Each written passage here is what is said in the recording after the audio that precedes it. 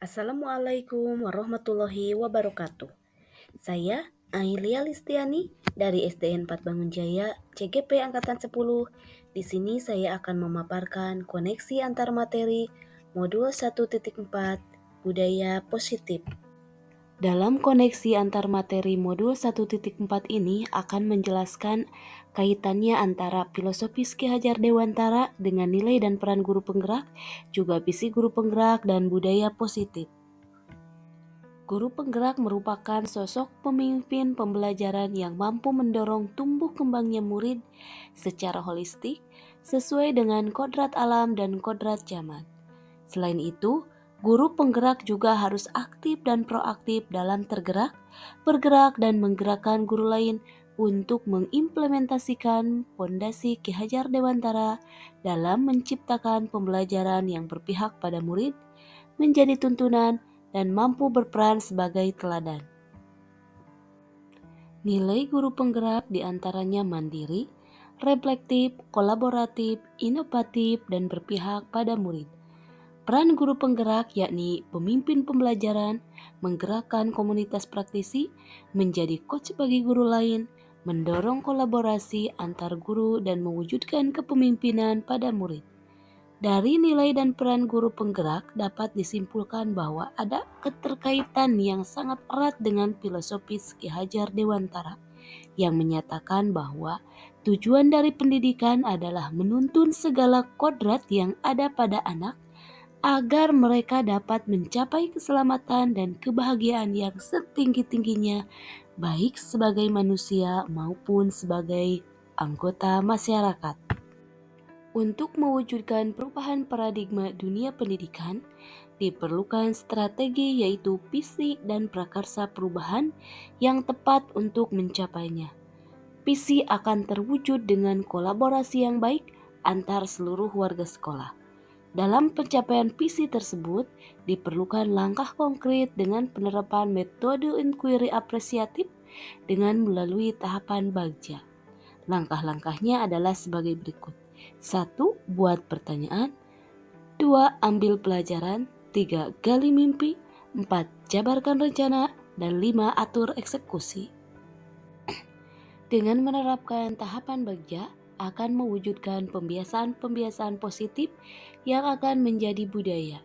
Budaya positif akan menumbuhkan rasa aman, nyaman, menyenangkan, serta merdeka pada diri murid dalam melaksanakan pembelajaran.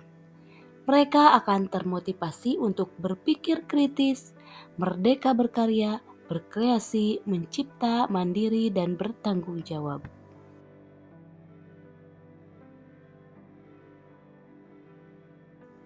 Di sini saya juga melakukan refleksi, yaitu sejauh mana pemahaman Anda tentang konsep-konsep inti yang telah Anda pelajari di modul ini, yaitu disiplin positif, teori kontrol, teori motivasi, hukuman, dan penghargaan, posisi kontrol guru, kebutuhan dasar manusia, keyakinan kelas, dan segitiga restitusi.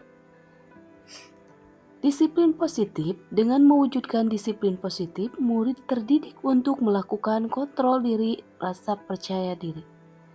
Yang kedua, nilai kebajikan dan keyakinan kelas. Nilai ini akan mendasari penerapan budaya positif dan membentuk profil pelajar Pancasila. Posisi kontrol diantaranya 1. Pemberi hukuman, 2. Pembuat rasa bersalah, 3. Teman, 4. Pemantau, 5. Manajer. Selanjutnya kebutuhan dasar. Diantaranya 1. Bertahan hidup, 2. Kasih sayang dan rasa diterima, 3. Penguasaan, 4. Kebebasan, 5. Kesenangan. Kemudian segitiga restitusi. Diantaranya 1. Menstabilkan identitas, 2. Validasi tindakan yang salah, 3. Menanyakan keyakinan. Perubahan apa yang terjadi pada cara berpikir Anda dalam menciptakan budaya positif di kelas maupun sekolah Anda setelah mempelajari modul ini? Saya merasa berubah lebih bersabar, menghadapi murid yang begitu beragam dan hiperaktif juga kurang disiplin. Saya jadi lebih semangat dalam memotivasi murid dan mendorong mereka supaya bisa menjadi murid yang menanamkan disiplin positif. Pengalaman seperti apakah yang pernah Anda alami terkait penerapan konsep-konsep inti dalam modul budaya positif, baik di lingkungan kelas maupun sekolah Anda?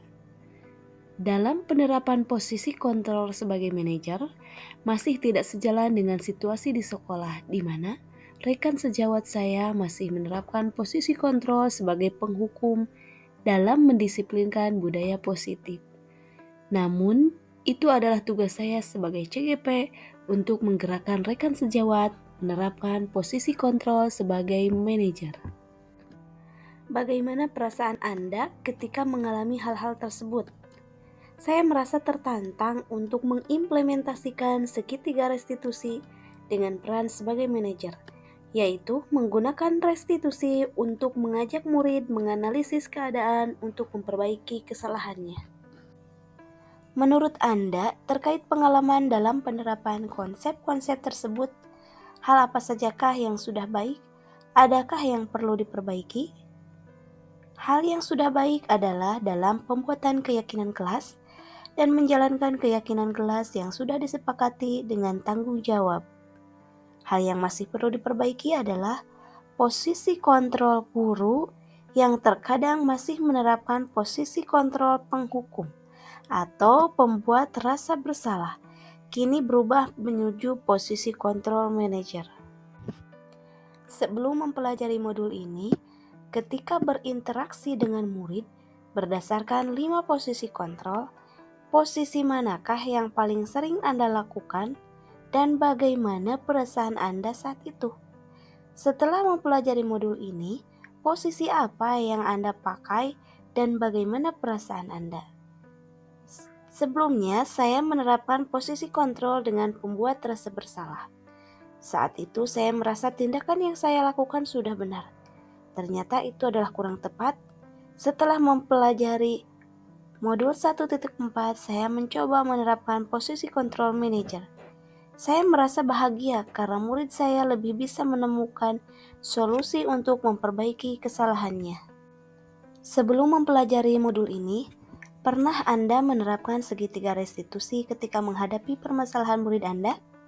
Jika iya, tahap mana yang Anda praktikkan dan bagaimana mempraktikannya? Saya pernah, tapi tidak menggunakan tahapan yang utuh dalam penerapan segitiga restitusinya, sehingga hasilnya kurang maksimal. Sekian pemaparan dari saya. Terima kasih dan semoga bermanfaat.